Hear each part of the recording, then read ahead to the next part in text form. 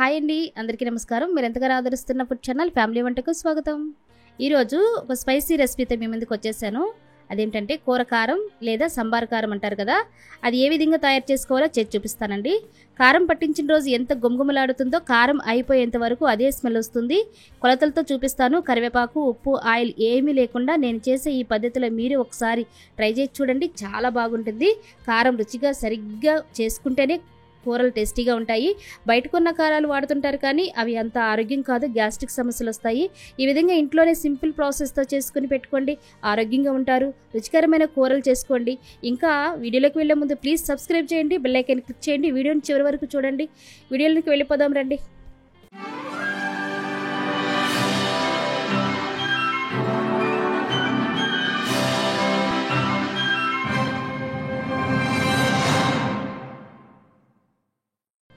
ఇక్కడ కూర కారానికి కేజీ ఎండుమిర్చి తీసుకున్నానండి. చూస్తున్నారు కదా వీడియోలో. ఈ ఎండుమిర్చి అయితే కారం పర్ఫెక్ట్గా వస్తుంది, బాగుంటుంది రుచిగా. అంతగా ఘాటు ఉండవు, అసలు ఘాటు లేకుండా కూడా ఉండవు. పర్ఫెక్ట్గా సరిపడినంత కారం అయితే ఉంటుంది ఈ మిర్చిలో. ఈ తీసుకున్న ఎండుమిర్చికి నేను తొడాలు తీసేసానండి. తొడాలు తీసేసి ఎక్కడన్నా బూజు పట్టిన కాయ ఉంటే దాన్ని సపరేట్ చేసేయాలి. మంచి కాయలు మాత్రమే వేసుకోవాలి. ఈ విధంగా శుభ్రం చేసుకుని కాయలన్నింటినీ కూడా ఈ విధంగా ఉంచుకోవాలి. వీటిని ఇప్పుడు 2 సకాలుగా మనం ఇరుచుకోవాలి మధ్యలోకి. ఈ విధంగా తొడాలు తీసుకున్న ఎండుమిర్చిని మనం మధ్యలోకి 2 సహాలుగా చేసుకుని పెట్టుకోవాలి. ఎందుకు మధ్యలోకి తుంచుకోవాలి అంటే లోపల ఉన్న విత్తనాలన్నీ కూడా బయటకు వచ్చేసేయాలండి. ఎందుకంటే పైపొర మాత్రమే ఎండుతుంది కానీ లోపల విత్తనాలు ఎండవు. ఏదైనా బూజు కానీ చెమ్మ కానీ ఏదైనా ఉంటే అది కూడా పర్ఫెక్ట్గా ఎండలో బాగా డ్రై అవుతుంది. ఆ విత్తనాలన్నీ కూడా మనం సపరేట్ చేసి చక్కగా ఎండలో ఎండబెట్టుకోవచ్చు. అందుకే మధ్యలోకి మనం విరుచుకుని పెట్టుకోవాలి. ఈ విధంగా విరిచిపెట్టుకుని ఎండుమిర్చిని కూడా డ్రై చేసుకోవాలి. బాగా ఎండలో ఎండబెట్టుకోవాలి. బాగా ఎండిన తర్వాతనే మనం మిల్లి పట్టించుకోవాలండి, కారం పట్టించుకోవాలి. మెత్తగా ఉంటే కారం బాగోదు, ఎక్కువ రోజులు నిల్వ ఉండదు. కాబట్టి ఎండలో బాగా డ్రై అయిపోవాలి. ఈ విధంగా ఎండబెట్టుకోవాలి. ఇప్పుడు కారంలోనికి ధనియాలు కూడా తీసుకోవాలి కాబట్టి ధనియాలు కూడా ఎండలో ఎండబెట్టుకున్నానండి. ఈ విధంగా మనం ఒక ప్లేట్లో పోసుకుని ఎండబెట్టుకోవాలి. చెరిగేసి శుభ్రంగా ఏమీ లేకుండా అందులో డస్ట్ అంతా కూడా చెరిగేసుకుని శుభ్రంగా ఎండబెట్టుకోవాలి. ధనియాలతో పాటు ఇక్కడ జీలకర్ర కూడా ఎండబెట్టుకోవాలండి ఎండలో. ఈ విధంగా కూడా జీలకర్ర ఒక ప్లేట్లో పోసుకుని చెరిగేసి మొత్తం డస్ట్ ఏం లేకుండా చూసుకొని ఎండలో ఎండబెట్టుకోవాలి. ఇక్కడ ఎండుమిర్చిలో నుంచి మనం తీసిన విత్తనాలు ఉన్నాయి కదండి, అవి కూడా మనం డ్రై చేసుకోవాలి. ఎండలో బాగా ఎండితే చాలా బాగుంటాయి రుచికి. అవి కూడా మనం వేపుకోవడానికి కూడా చాలా బాగుంటాయి. అవి కూడా ఎండలో ఆరబెట్టుకోవాలి. ఈ విధంగా ప్లేట్లో పోసుకుని ఎండలో పెట్టేసుకోవాలి. వీటితో పాటుగా వెల్లుల్లి రెమ్మలు కూడా ఎండబెట్టుకోవాలి. లోపల చెమ్మేదని ఉంటే పోతుంది. తర్వాత మెంతులు కూడా ఉంటే మనం ఎండబెట్టుకోవచ్చు. నేనైతే ఎండబెట్టలేదండి, ఎండబెట్టే ఉన్నాయి అవి. ఈ విధంగా ఎండుమిరగాయలు ఒక రోజంతా ఎండలో బాగా డ్రై అయిపోయి బాగా ఎండబెట్టుకోవాలి. పట్టుకుంటే పొడవైపోయేటట్టుగా ఎండబెట్టుకోవాలండి ఎండలో. అప్పుడే కారం పర్ఫెక్ట్గా ఉంటుంది, చాలా బాగా ఎక్కువ రోజులు వస్తుంది. ఈ విధంగా ఎండలో ఎండబెట్టుకున్న తర్వాత మనం తీసేసుకుని ఒక్కొక్కటిగా వేయించేసుకోవాలి. ఎండుమిర్చి బాగా ఎండలో ఎండిన తర్వాత స్టవ్ వెలిగించుకుని వెడల్పాటి బాండీ పెట్టుకుని అందులోనికి కేజీకి 300 గ్రాములు ధనియాలు వేసుకోవాలి. నేను చూపిస్తున్న కప్పుతో 3 కప్పులు అయితే సరిపోతాయండి.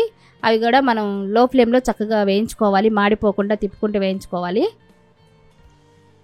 ఇంకా ధనియాలు ఎక్కువ వేసుకుంటే కారం షేడ్ అయిపోతుంది కాబట్టి 300 గ్రాములు అయితే సరిపోతాయి.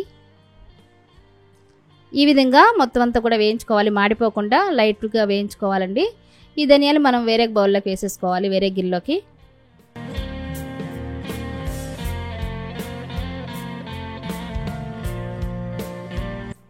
ఇప్పుడు కేజీ కారంలోనికి ఒక 100 గ్రాములు జీలకర్ర అయితే సరిపోతుంది.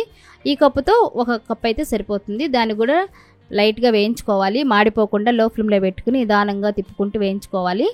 ఈ విధంగా జీలకర్ర కూడా చక్కగా వేయించుకోవాలండి, మాడిపోకుండా. దీనిని కూడా మనం ధనియాలు తీసుకున్న గిన్నెలోకి జీలకర్ర కూడా వేసేసుకోవాలి. తర్వాత ఇప్పుడు మెంతులు వేయించుకోవాలండి. మెంతులు ఎన్ని వేయాలంటే 30 గ్రాములు అయితే సరిపోతుంది. 25 నుంచి 30 గ్రాములు మెంతులు అయితే సరిపోతుంది కేజీకి. ఇవి కూడా లైట్గా వేయించుకోవాలి, కలర్ షేడ్ అయ్యేంత వరకు దోరగా వేయించుకోవాలి. చక్కటి మంచి వాసన వస్తాయండి మంచిగా వేగితే. ఈ విధంగా లో ఫ్లేమ్లో వేయించుకోండి. హై ఫ్లేమ్లో వేయించుకుంటే బాగా ఆ దినుసులన్నీ కూడా మాడిపోయి కారం చేదు వస్తుంది. కాబట్టి లో ఫ్లేమ్లో నిదానంగా వేయించుకోవాలి.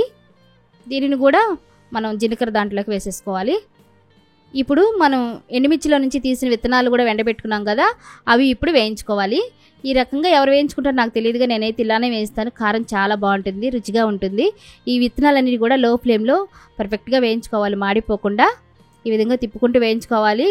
బాగా ఘాటు వస్తుంది ముక్కలోకి. మీరు ముక్కకి ఏదైనా మాస్క్ కానీ ఏదైనా వేసుకుని దోరగా వేయించుకోండి. బాగా ఘాటు అయితే వస్తుంది.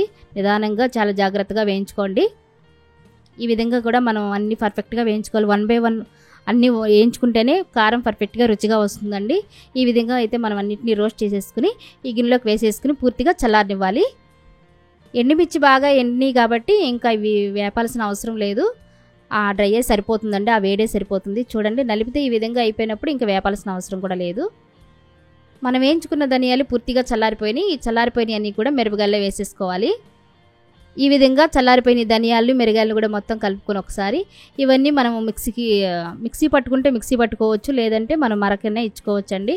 ఇంట్లో పట్టుకుంటే కొంచెం బరక అయితే వస్తుంది. మిల్లుకి అయితే చాలా స్మూత్గా బాగా వస్తుంది. ఇది మిల్లుకి పంపించేస్తానండి. ఈ విధంగా మనం ఇక్కడ కరివేపాకు కానీ ఉప్పు కానీ ఆయిల్ కానీ ఏమి యూజ్ చేయట్లేదు. అయినా కారం చక్కగా పర్ఫెక్ట్గా వస్తుంది. చాలా గుమగుమలాడుతూ చాలా రుచిగా ఉంటుంది. ఈ విధంగా ట్రై చేయండి. వీటిని అయితే నేను మిల్లుకి పంపించేస్తున్నాను. ఇప్పుడు ఈ విధంగా మనం మిల్లు పట్టించి చూపిస్తున్నానండి. చక్కగా పర్ఫెక్ట్గా వచ్చింది కారం. చాలా స్మూత్గా కూడా ఉంది. మెత్తగా పట్టారండి కారం అయితే. నేను పసుపు యాడ్ చేయలేదు ఇందులో. కరివేపాకు కానీ ఉప్పు కానీ ఆయిల్ కానీ ఏమి వేయించకుండా పట్టించానండి. ఎల్లుల్లిపాయలు కూడా వేయలేదు. నేను ఇప్పుడు ఎల్లుల్లిపాయలు వేసుకుని మీకు చూపిస్తాను. ఇప్పుడు ఈ కొలతలో నేను తీసుకున్న ఈ కారాన్ని మొత్తం అయితే నేను ఎల్లుల్లిపాయలు వేయట్లేదండి.